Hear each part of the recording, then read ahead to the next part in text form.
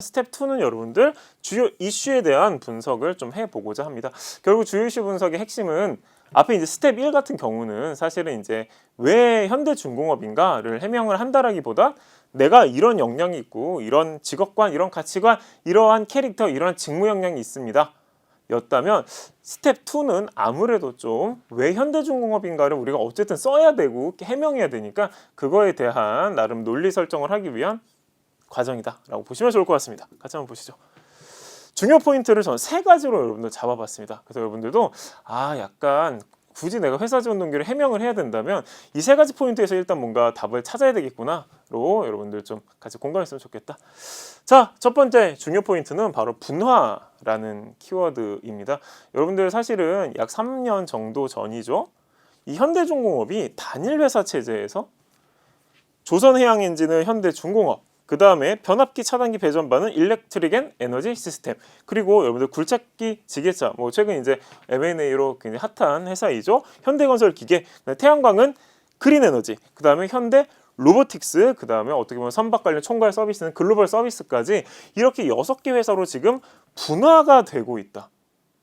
여러분들이 지금 앞에서 계속 들었다라고 하면 사실 현대중공업이 말하는 기업가치 제고의 핵심을 세분화된 전문성, 실행했다라고 보면 좋을 것 같습니다. 따라서 여러분들 잘 생각해보면 왜 내가 현대중공업을 선택했지? 물론 여러분들 그 생각 할 수 있을 거라고 보는 게 사실 이 6개로 분화되는 과정이 굉장히 내부적으로 들어가면 지배구조 문제라든가 여러 가지가 있죠. 그것도 제가 여러분들 모르지는 않지 않을까, 그죠? 그럼에도 불구하고 우리가 그런 얘기들을 다룰 수는 없는 거죠. 그리고 그 이유만으로 이렇게 6개로 분화됐다고 보기도 어렵습니다. 분명히 하나의 존재하는 큰 이유는 결국 현대중공업 지주가 결국 이거를 전체 아우르는 걸 현대중공업 지주, 그 다음에 이제 조선해양만 하는 곳을 이제 조선 이제 지주로 이제 따로 나오고 있지만 어떻게 현대중공업 지주라면 현대중공업 지주의 중장기적 성장을 위해서는 결국 세분화된 전문성을 중시해 왔고 그것을 최근에 적극적으로 실현해 왔다. 이 회사가 가지는 가치, 중장기적 가치에 대해서 여러분들 분명하게 회사 선택 사유와 회사에 대한 나름의 비전 제시에서 활용을 하실 필요가 있겠다. 즉 여러분들 직무에서 여러분들 공감을 했고 제대로 조사가 더 상세히 됐다면 내가 현대중공업을 선택한 가장 큰 이유는 중장기 성장과 전략의 핵심이라고 볼 수 있는 세분화된 전문성, 세분화된 형태의 전문성 분화가 실제적으로 현재 진행되고 있고 완성 모델로 가고 있기 때문으로 그렇게 쓸 수 있지 않을까라는 생각을 해봅니다. 이게 첫 번째 중요 포인트고요. 두 번째는 인수합병에 대한 여러분 이 이슈에 대해서 좀 이해하고 그 이면에 대한 이해를 좀 해야 되겠다. 내용은 간단하죠? 여러분들 사실은 이것도 마찬가지다. 여러 가지 내부적 이슈가 있지만 우리 그런 것 좀 얘기를 걷어내고 보면 대우조선해양과의 말이 안 된다 그죠? 세계 정말 1, 2위의 지금 결합인 것입니다. 대우조선해양과의 인수합병을 지금 화학적으로 이제 결합 단계를 진행을 하고 있죠. 그래서 중간 지주 성격으로, 그러니까 현대중공업 지주가 있고 그 다음에 한국조선해양이 있고 그리고 나서 이제 다양한 계열사들이 있는 이 중간 지주 형태의 한국조선해양이 이제 좀 출범하는 그런 방식도 지금 진행을 하고 있는 것이죠. 근데 여기에만 그치지 않더라. 어떻게 보면 아까 이제 굴삭기 지게차 있었잖아요. 그걸 이제 어떻게 보면 시장에서의 이 점유율 싸움을 치열하게 벌이고 있던 두산 인프라코어와의 인수합병 전에서 이제 사실상 승리를 함으로써 현대건설기기가 인수를 하게 됐죠. 여러분들 인수합병을 했다는 건 중요하지 않다. 그래서 인수합병은 사실은 돈 많은 그룹사가 지주사가 진행을 해서 이기는 거겠죠. 미래 비전을 가지고.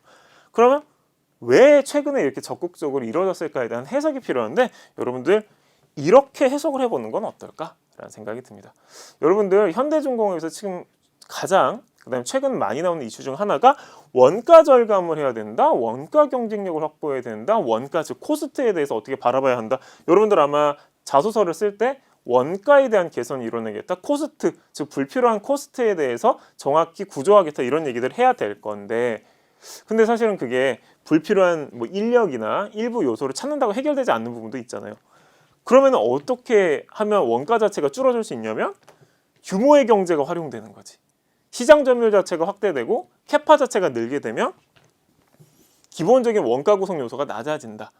따라서 이렇게 인수합병을 나름 업계에서의 명확하고 사실 거대한 지위를 차지하고 있는 기업들과 인수합병을 지금 대거 진행하는 이유를 이렇게 해석하는 겁니다. 결론적으로 최근 현대중공업이 원가와 관련돼서 신경 쓰고 있는 부분을 결국 시장 점유율 확대와 캐파 확대로 이뤄내고 있다.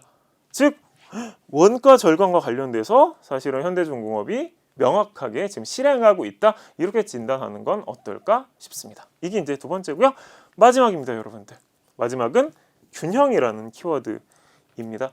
사실은 현대중공업의 최근 행보를 보면 진짜 실질적으로 물론 여러 가지 사유는 좀 있는 것 같아. 그러니까 유가의 안정화 때문에 VLCC선 자체의 수주의 안정화도 있고요.